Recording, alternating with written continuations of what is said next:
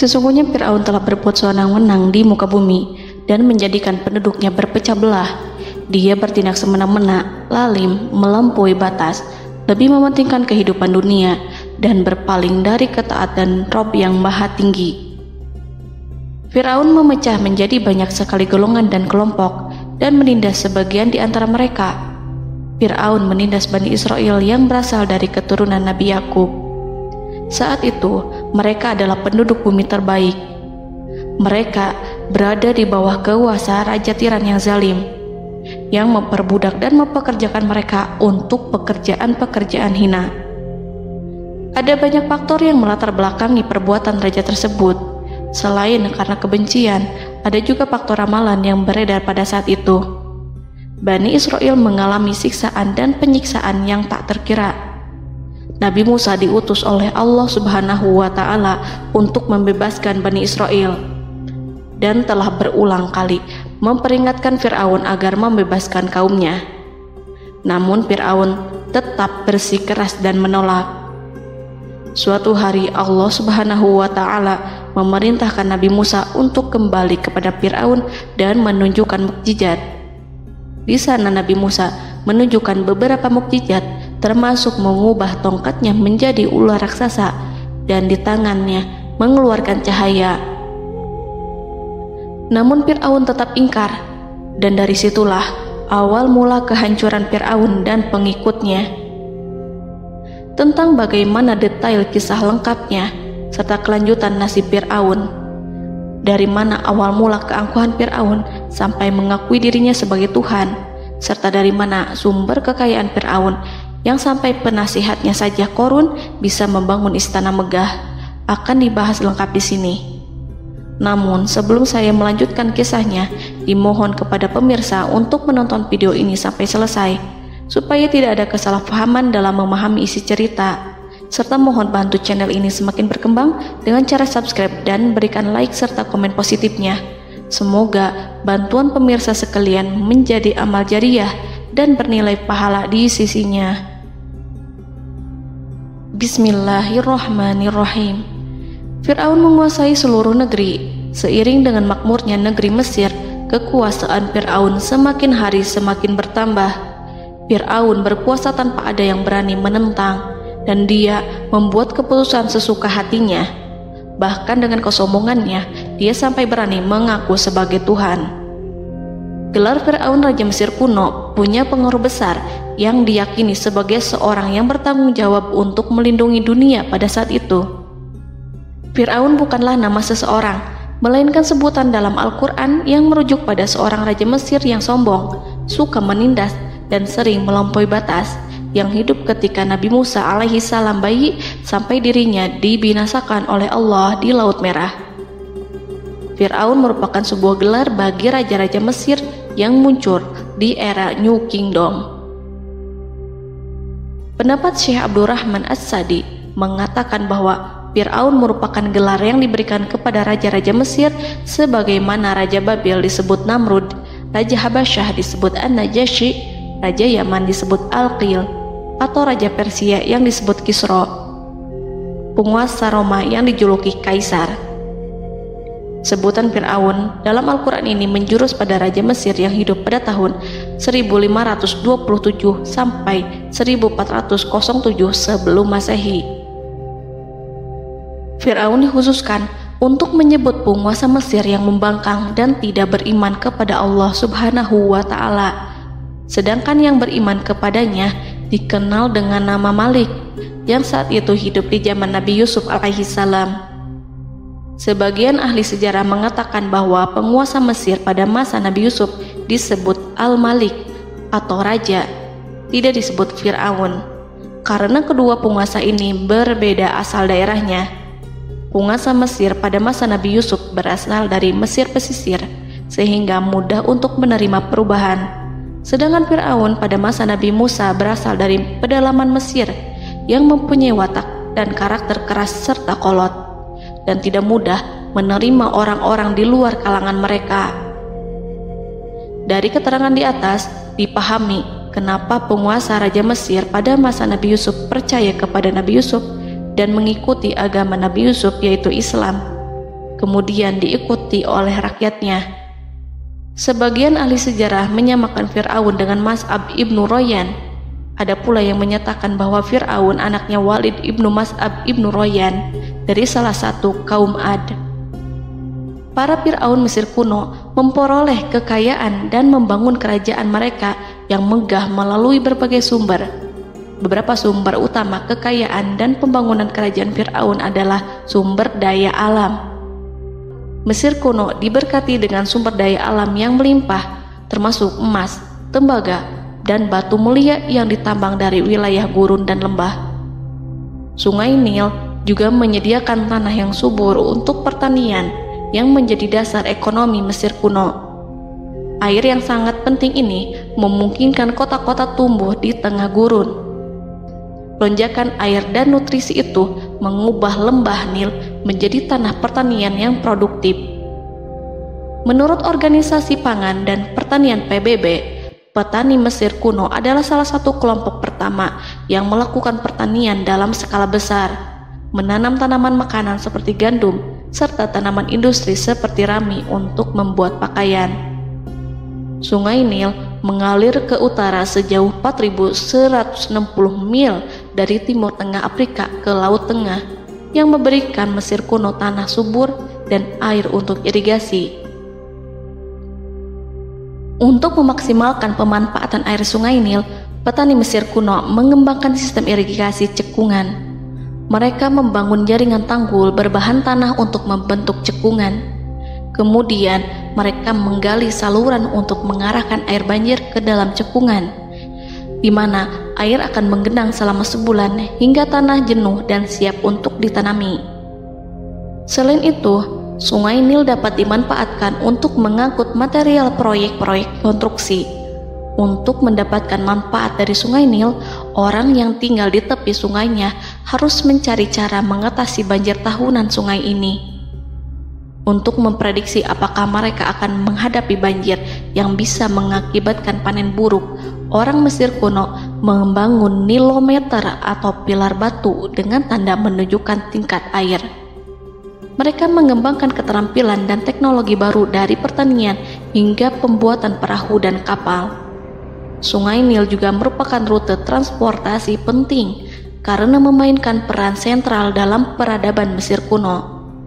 Orang Mesir menjadi ahli dalam membangun perahu dan kapal untuk mengangkut berbagai barang, termasuk ternak, sayuran, ikan, roti, dan kayu. Mesir kuno memiliki perdagangan yang berkembang dengan wilayah Afrika Timur dan Tengah serta Mediterania Timur. Perdagangan ini tidak hanya mencakup barang-barang mewah, tetapi juga bahan pangan dan bahan baku. Fir'aun juga memiliki semua tanah di Mesir dan mengumpulkan pajak dari rakyatnya.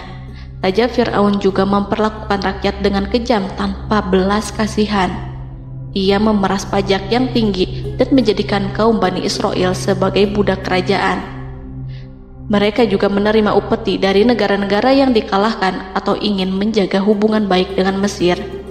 Bahkan Fir'aun juga memiliki proyek konstruksi untuk membangun struktur megah seperti piramida, kuil, dan monumen yang tidak hanya menunjukkan kekuasaan dan kekayaan mereka, tetapi juga berfungsi sebagai pusat administrasi dan agama. Proyek-proyek ini seringkali menggunakan tenaga kerja dari rakyat yang bekerja selama musim banjir. Kekayaan dan kerajaan megah Fir'aun merupakan hasil dari pengelolaan sumber daya yang efisien, eksploitasi sumber daya alam, dan kebijakan ekonomi yang cerdas. Ini semua mencerminkan kemajuan teknologi, organisasi sosial, dan kekuatan politik Mesir kuno. Kekayaan para Fir'aun Mesir kuno memang sangat luar biasa dan telah menjadi topik penelitian dan kekaguman selama berabad-abad. Fir'aun juga dikenal karena kehidupan mewah mereka. Sebagai penguasa Mesir kuno, Fir'aun hidup dengan kekayaan dan kemewahan yang hampir tak terbayangkan, yang mencerminkan kekuasaan dan status mereka. Mereka menghiasi diri mereka dengan aksesoris yang rumit dan gemerlap, serta mengenakan simbol otoritas dan kekuasaan tradisional. Dan Allah memberikan kepada Fir'aun berupa istidratuhul afiyah, yakni hidup sekian lama tanpa pernah merasakan sakit. Allah Subhanahu wa Ta'ala mengaruniai Fir'aun untuk bisa hidup selama 400 tahun tanpa sakit. Tentu hal tersebut sudah menjadi kehendak Allah Subhanahu wa Ta'ala, maka tidak ada satupun manusia yang bisa menghalangi, bahkan bagi seorang Fir'aun sekalipun yang terkenal dengan kezalimannya. Namun dengan karunia-Nya yang diberikan Allah tersebut bukannya menjadikan Fir'aun sebagai manusia yang bersyukur, tetapi malah membangkitkan kesombongan dan kesesataannya. Dan puncak kesombongan Fir'aun juga dicatat Al-Quran sebagai penguasa tangan besi dan manusia yang pernah mengaku Tuhan. Aku adalah Tuhan kalian yang maha tinggi. Quran Surat An-Najiat ayat 24. Fir'aun hidup selama 446 tahun. Selama hidupnya, Fir'aun memiliki tubuh yang sehat dan bugar tanpa pernah mengalami sakit, meski hanya berupa pusing atau flu sekalipun. Fir'aun bahkan tidak pernah merasakan kelelahan. Fir'aun tidak pernah merasakan perihnya lapar, kerongkongannya tidak pernah tersentuh panasnya dahaga. Seandainya dalam semalam saja Fir'aun dilanda sakit berupa pusing atau demam, maka ia akan sibuk untuk mengurus dirinya sendiri dan tidak berpikiran untuk mengaku bahwa ia adalah Tuhan. Hal ini pun dijelaskan dalam kitab Ihya Ulumuddin Al-Qut Al-Qulub oleh Imam Al-Ghazali. Sesungguhnya yang menyebabkan Fir'aun sampai berani mengatakan, "Aku adalah Tuhan kalian yang maha tinggi," hal ini disebabkan karena ia mengalami masa sehat dalam hidupnya yang begitu lama. Kekejaman Raja Fir'aun diikuti dengan kesombongannya. Ia enggan bersyukur atas kemakmuran yang dianugerahkan Allah Subhanahu wa Ta'ala. Ia justru menjadikan negeri Mesir penuh dengan kemusyrikan. Sungguh, dia Fir'aun termasuk orang-orang yang berbuat kerusakan, dan kami hendak memberi karunia kepada orang-orang tertindas di bumi, dan hendak menjadikan mereka pemimpin dan menjadikan mereka orang-orang yang mewarisi bumi. Dan kami teguhkan kedudukan mereka di bumi, dan kami perlihatkan kepada Fir'aun dan Haman bersama bala tentaranya apa yang selalu mereka takutkan dari mereka. Surat Al-Qasas ayat 1-6. Haman yang merupakan penasihat dan sekaligus pelaksana proyek pembangunan menara untuk Fir'aun yang ikut berkontribusi dalam kesesatan Fir'aun, dan dia juga yang menjadi aktor utama atas kezaliman Fir'aun yang nantinya memberikan nasihat kepada Fir'aun dan mendorongnya untuk menolak ajaran Nabi Musa alaihi salam. Faktor yang mendorong Fir'aun melakukan tindakan keji ini adalah Bani Israel yang mempelajari suatu hal yang mereka riwayatkan dari Ibrahim, bahwa suatu saat nanti akan lahir seorang anak Bani Israel yang akan menghancurkan kekuasaan Raja Mesir. Berita gembira ini terjadi saat insiden antara Sarah, istri Nabi Ibrahim alaihissalam, dengan Raja Mesir yang saat itu berniat jahat terhadap Sarah. Namun Allah menjaganya. Berita gembira ini santer terdengar di antara Bani Israel.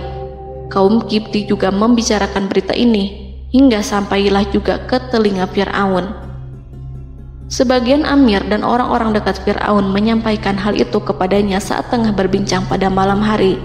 Waktu itu Fir'aun langsung menginstruksikan untuk membunuh seluruh anak laki-laki Bani Israel untuk mengantisipasi kelahiran anak yang dimaksud. Tapi apa boleh buat, kewaspadaan sama sekali tidak bisa menghindari takdir. Suatu ketika Fir'aun bermimpi seakan-akan api datang dari arah Baitul Maqdis lalu membakar semua rumah Mesir dan seluruh kaum Kipti. Namun, api tersebut tidak membahayakan Bani Israel. Saat bangun, Fir'aun merasa takut oleh mimpi itu. Ia kemudian mengumpulkan seluruh paranormal dan tukang sihir. Fir'aun bertanya kepada mereka terkait mimpi itu. Mereka berkata, akan lahir seorang bayi laki-laki dari kalangan Bani Israel yang akan menghancurkan penduduk Mesir. Sebab itulah Fir'aun memerintahkan untuk membunuh anak laki-laki dan membiarkan hidup anak perempuan.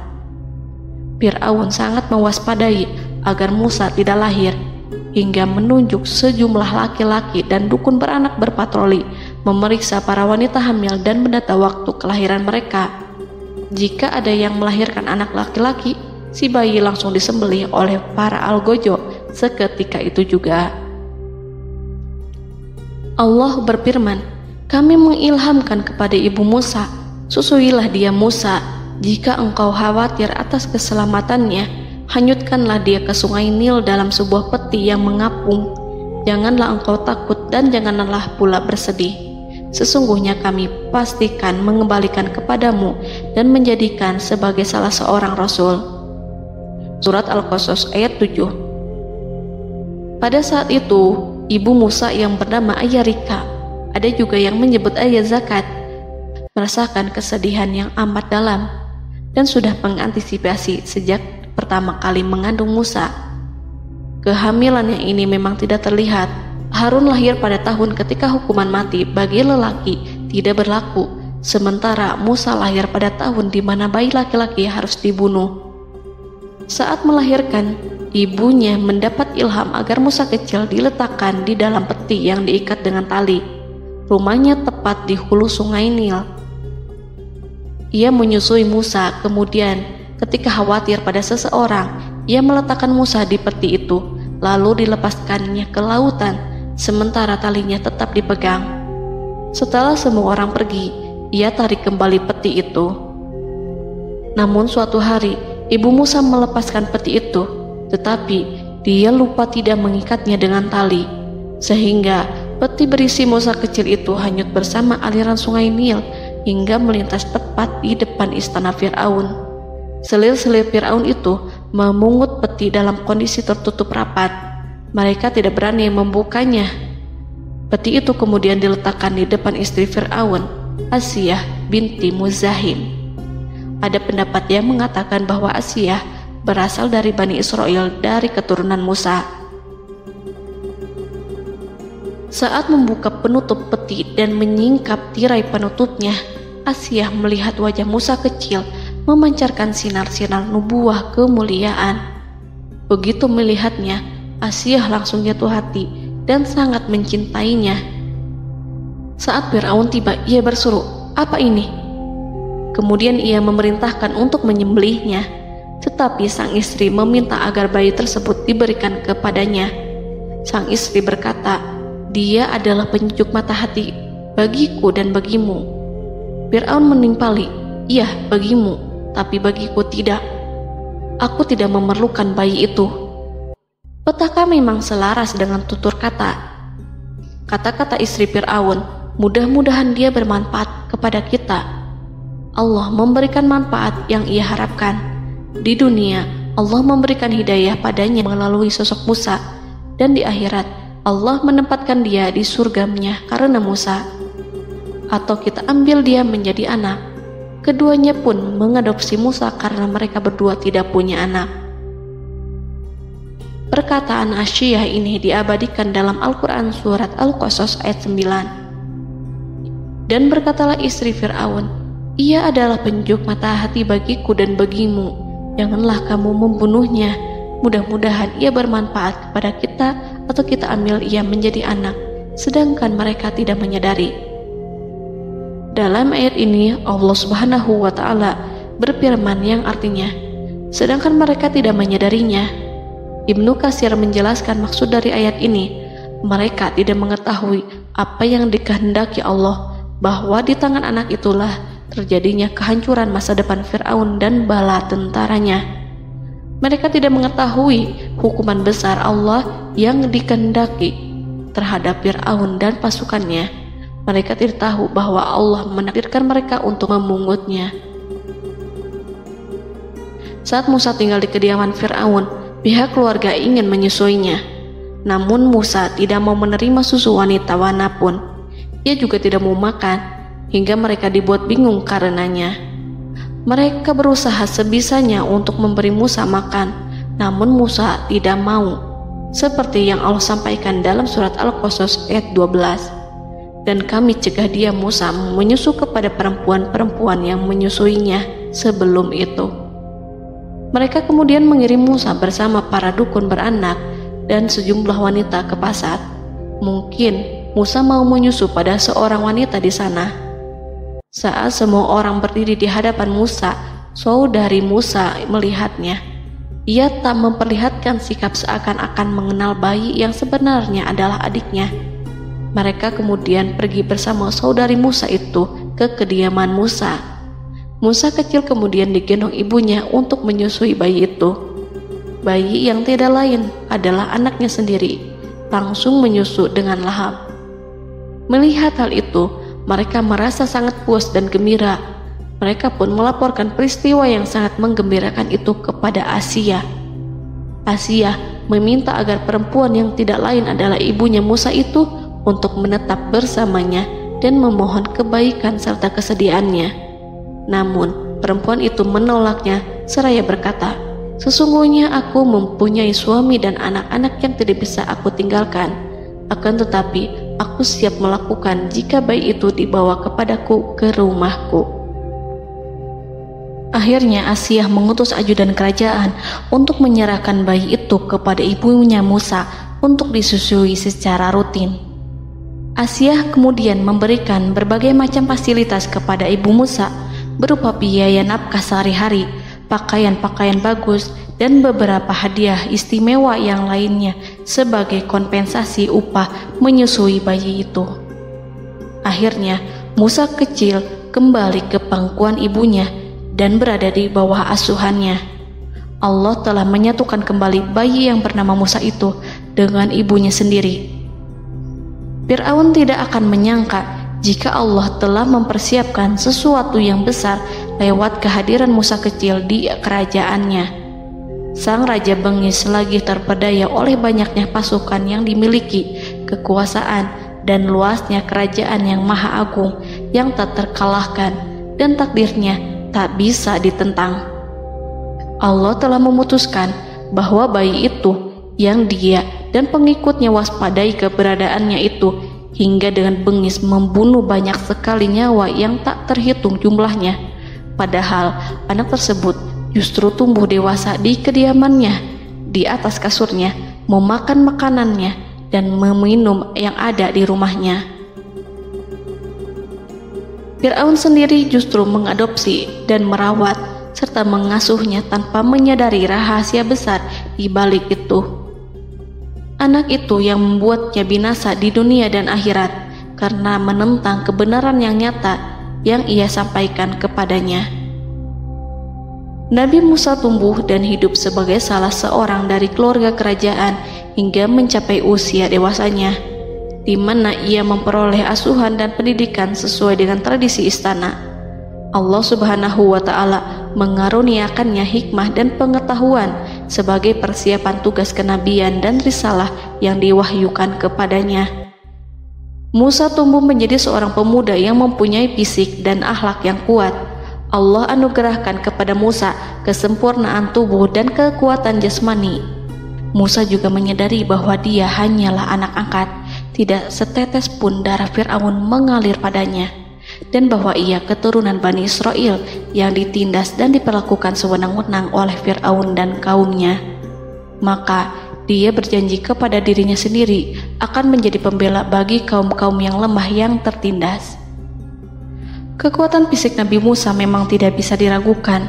Itu terbukti pada saat Nabi Musa mampu mengangkat batu penutup sumur seorang diri, padahal batu itu hanya bisa diangkat oleh 10 orang laki-laki. Peristiwa kedua saat perkelahian antara Bani Israel dan orang Kipti atau kaumnya Fir'aun, suku asli Mesir.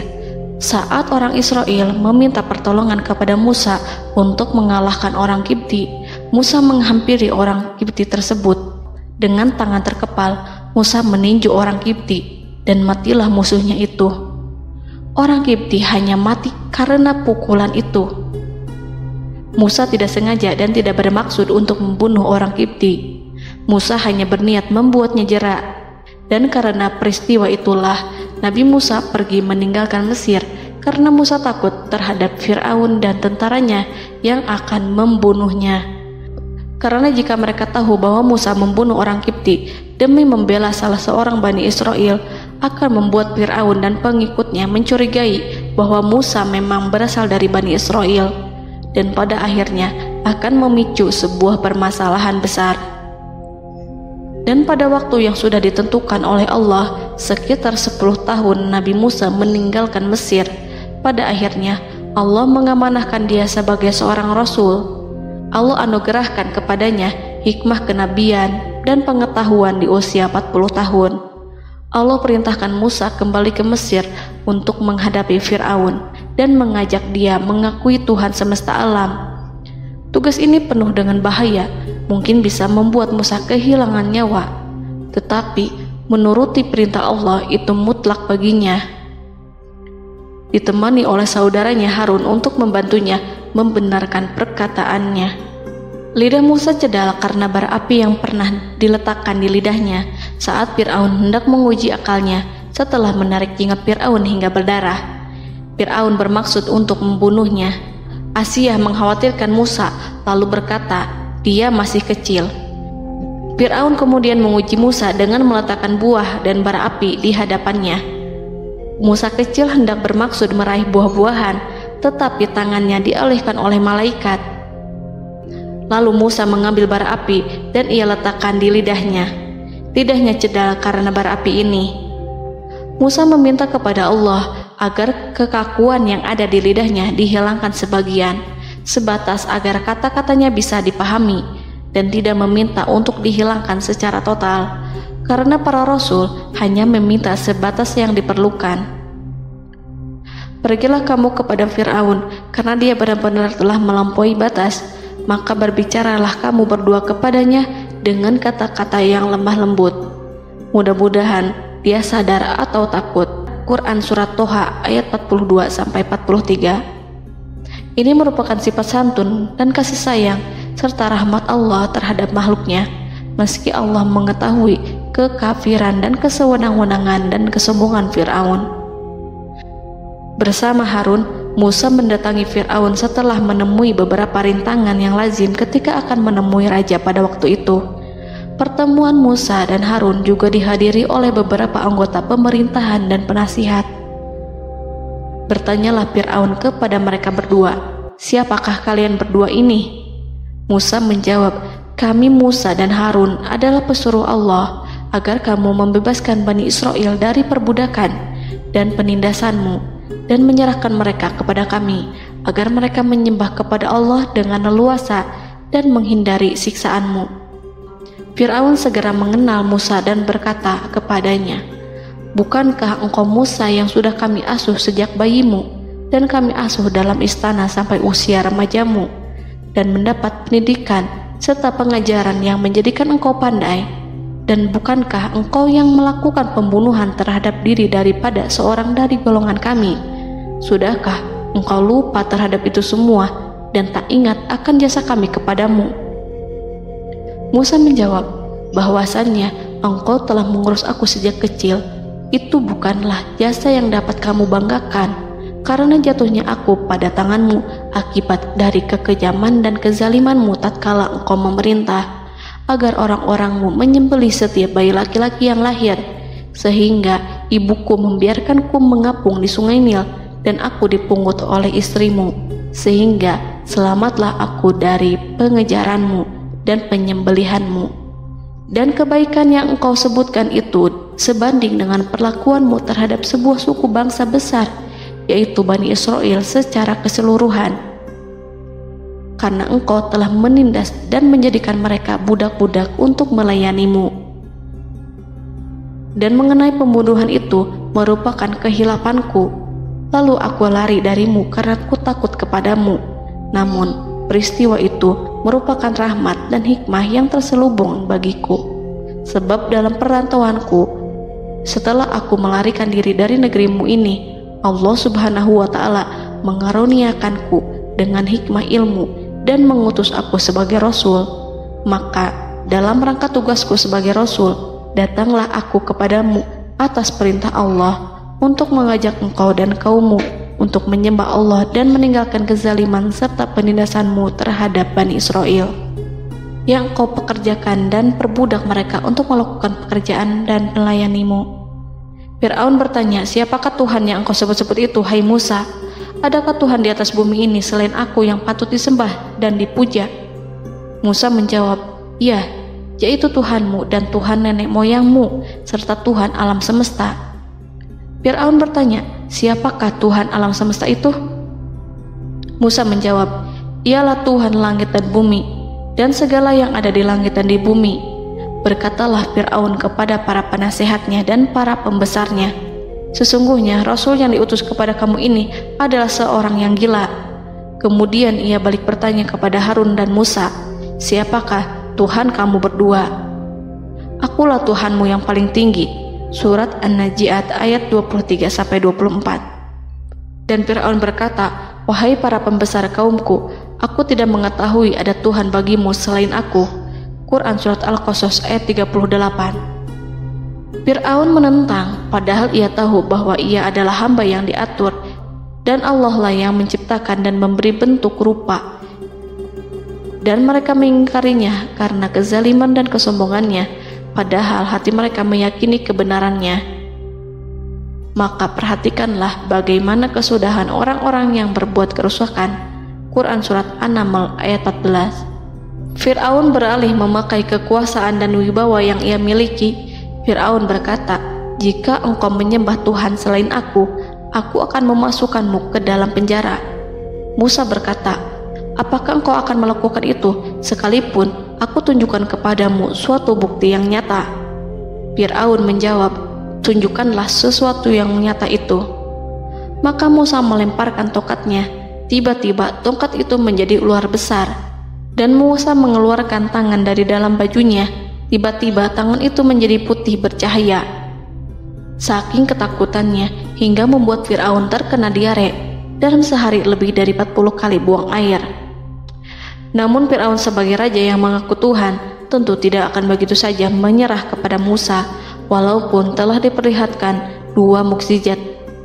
Bahkan Fir'aun berkata kepada kaumnya yang dikhawatirkan terpengaruh oleh mukjizat Musa, bahwa apa yang dilakukan Musa merupakan sihir, dan Musa Harun adalah ahli sihir yang datang dengan maksud menguasai Mesir.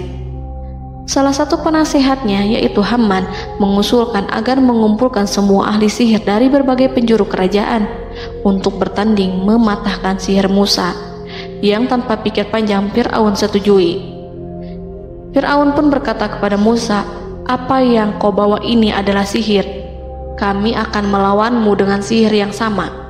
Fir'aun pun kemudian meminta Musa untuk bertemu pada waktu dan tempat yang disepakati, dan langsung disetujui Nabi Musa tanpa ragu sedikit pun. Inilah salah satu tujuan terbesar Musa untuk memperlihatkan ayat-ayat hujah dan bukti-bukti nyata Allah di hadapan halayak ramai. Dengan berbekal pertolongan Allah, Musa yakin akan menang melawan para ahli sihir itu. Maka pada waktu yang sudah ditetapkan, yakni pada permulaan hari, saat cahaya matahari mulai terik menyengat, sehingga kebenaran akan terlihat terlebih jelas dan nyata, orang-orang berbondong-bondong menuju tempat yang sudah ditentukan untuk melihat pertandingan sihir yang sudah dihadiri ribuan tukang sihir. Menurut Muhammad bin Ka'ab, mereka berjumlah 80.000 ahli sihir. Mereka sudah dijanjikan hadiah dan uang yang besar jika berhasil mengalahkan Musa. Para penyihir istana berkata, wahai Musa, apakah engkau yang mau lebih dahulu ataukah kami? Musa menjawab, silahkan kalian lebih dahulu. Maka ketika tali-tali dan tongkat-tongkat ahli sihir dilemparkan, tiba-tiba berubah menjadi seakan-akan ia merayap cepat karena sihir mereka. Ada rasa takut yang menyelimuti hati Musa, takut jika orang-orang terkena fitnah sihir dan tipu daya mereka. Namun Allah langsung menguatkan Musa dan berkata, yang diabadikan dalam Quran Surat Toha ayat 65-69. Janganlah engkau takut, sungguh engkaulah yang unggul, dan lemparkanlah apa yang ada di tangan kananmu, niscaya ia akan membuat. Apa yang mereka buat itu hanyalah tipu daya tukang sihir belaka, dan tidak akan menang tukang sihir itu dari manapun ia datang. Saat Musa melemparkan tongkat, tongkat itu berubah menjadi ular besar yang memiliki kaki, berleher besar, dan bentuk yang menakutkan, hingga semua orang lari dan menjauh. Ular itu kemudian menelan tali-tali para tukang sihir dengan satu persatu dengan gerakan super cepat. Semua orang melihatnya dengan penuh keheranan, sementara para tukang sihir mereka tercengang dan bingung kala melihatnya. Mereka melihat sesuatu yang sama sekali tidak pernah terlintas di benaknya dan juga berada di luar bidang yang mereka kuasai. Saat itulah mereka tahu pasti bahwa yang mereka lihat itu bukanlah sihir, sulap, khayalan ilusi ataupun kebohongan semata, tetapi sebuah kebenaran yang hanya bisa dilakukan oleh Yang Maha Benar, yang mengutus mukjizat tersebut dengan benar. Allah menyingkap tabir kelalaian dari hati mereka, menyinarinya dengan petunjuk yang Ia ciptakan dan menyingkirkan gumpalan keras di hatinya. Mereka segera bertaubat dan tunduk sujud kepadanya. Dengan lantang mereka mengatakan kepada semua yang hadir tanpa memperdulikan hukuman ataupun siksaan apapun, "Kami beriman kepada Rob seluruh alam, yaitu Tuhannya Musa dan Harun." Fir'aun yang congkak dan sombong tentu sangat marah dengan apa yang disaksikannya itu. Ketika melihat ahli-ahli sihirnya begitu cepat menyerah dan mengakui kekalahan kepada Musa, bahkan menyatakan beriman kepada Tuhan Musa dan Harun. Tindakan itu dianggapnya sebagai pelanggaran terhadap kekuasaannya dan penentangan terhadap ketuhanannya dan merupakan tamparan bagi kewibawaannya. Fir'aun berkata kepada mereka, "Apakah kalian telah beriman kepada Musa sebelum aku memberi izin? Kenapa kalian tidak terlebih dahulu bermusyawarah kepadaku sebelum melakukan tindakan keji di hadapan rakyatku ini? Dia itu pemimpinmu yang mengajarkanmu sihir, dan bukankah ini adalah persengkongkolanmu terhadapku? Musa dapat mengalahkan kamu sebab ia mungkin merupakan guru dan pembesar yang mengajari sihir kepadamu, dan kamu telah mengaturnya, dan sandiwaramu ini tak akan kubiarkan. Akan kupotong tangan dan kakimu secara bersilang, dan sungguh aku akan salib kamu pada pangkal pohon kurma sebagai balasan dan hukuman atas pengkhianatanmu ini." Walaupun melihat langsung kebenarannya, Fir'aun tetap tidak percaya. Dia tidak suka keyakinan para penyihir terhadap Musa. Para penyihir itu yang telah mengakui keimanan mereka kepada Allah tak merasa gentar ataupun takut, karena ketika para tukang sihir itu sujud, mereka melihat rumah dan istana-istana di surga yang telah dipersiapkan untuk mereka. Semuanya dirias untuk menyambut kedatangan mereka. Karena itu, mereka tidak peduli dengan ancaman Fir'aun. Setelah peristiwa kekalahan penyihir Fir'aun dengan mukjizat Nabi Musa itu, Fir'aun serta penasihat dan para pembesarnya, termasuk Haman, merencanakan penindasan yang lebih kejam untuk kaum Bani Israel dan merencanakan pembunuhan terhadap Nabi Musa. Fir'aun khawatir jika gerakan Musa tidak dipatahkan akan mengancam kerajaan dan kewibawaannya yang mengaku sebagai Tuhan. Walaupun sudah diingatkan oleh orang mukmin dari kalangan keluarga Fir'aun agar tidak membunuh Nabi Musa dan menyeru kembali menuju jalan yang benar dan mengingatkan kepada akibat yang buruk yang akan didapati nanti, namun Fir'aun dan penasihatnya tetap berada pada kesesatan. Sebagai balasannya, Allah menghukum Fir'aun dan penduduknya dengan kekeringan dan penyakit yang bertahun-tahun karena menolak Rasulnya. Mereka dilanda banjir bandang, darah yang bercampur dengan seluruh air yang ada. Setiap kali mereka akan mengambil air, baik air sumur ataupun air sungai Nil, pasti akan berubah menjadi darah segar. Serbuan belalang pun tidak bisa mereka hindari. Belalang menghinggapi tanaman hingga tak menyisakan satupun buah, daun ataupun rumput. Serangan hama dan wabah katak juga mengerumuni mereka hingga berjatuhan di makanan, wadah-wadah, sampai-sampai ketika ada yang membuka mulut untuk makan ataupun minum, pasti ada katak yang jatuh di situ. Semua hukuman itu hanya menimpa Fir'aun dan pengikutnya, sama sekali tidak menimpa Nabi Musa dan Bani Israel. Namun mereka tidak belajar ataupun berubah, mereka tetap saja kafir dan hanyut dalam kejahatan. Setiap kali Allah timpakan hukuman kepada Fir'aun dan pengikutnya, mereka bersumpah dan berjanji kepada Musa untuk beriman. Namun ketika hukuman itu dihilangkan, mereka ingkar janji berpaling dan kembali kepada keburukan seperti sedia kala. Dari semua penderitaan ini, Allah perintahkan Musa membawa pengikutnya keluar dari Mesir, memulai perjalanan berbahaya antara hidup dan mati. Setelah mengetahui keberangkatan Nabi Musa dan Bani Israel, Fir'aun bersama tentaranya bergerak untuk membantai mereka. Dengan pasukan besar yang berjumlah lebih dari 1.600.000 personil, ditambah 100.000 ekor kuda berwarna hitam legam, Fir'aun berhasil mengejar rombongan Nabi Musa yang saat itu berjumlah 600.000 prajurit di pantai Laut Merah saat matahari terbit. Pasukan Fir'aun mengepung mereka dari semua arah. Di belakang mereka ada tentara Fir'aun yang kejam, sementara di hadapan mereka Laut Merah yang membentang luas. Kala situasi kian genting dan Fir'aun beserta seluruh pasukannya mendekat dengan kesungguhan hati, diperkuat dan persenjataan, juga dengan amarah dan kedengkian, penglihatan tidak menetap mengarah ke suatu tujuan, dan hati naik menyesak sampai ke tenggorokan. Saat itulah Yang Maha Penyantun lagi kuasa, Rob Arsy yang mulia, mewahyukan kepada Musa, "Pukullah laut itu dengan tongkatmu."